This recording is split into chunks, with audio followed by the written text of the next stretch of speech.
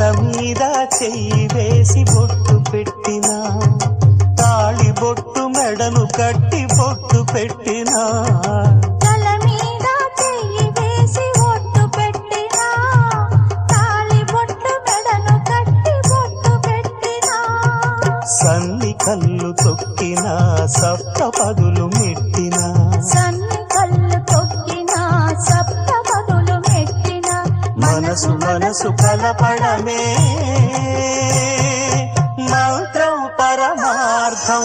శ్రీరస్తు శుభమస్తు, శ్రీరస్తు శుభమస్తు. శ్రీకారం చుట్టుకుంది పెళ్లి పుస్తకం, ఇక ఆకారం దాచుతుంది కొత్త జీవితం.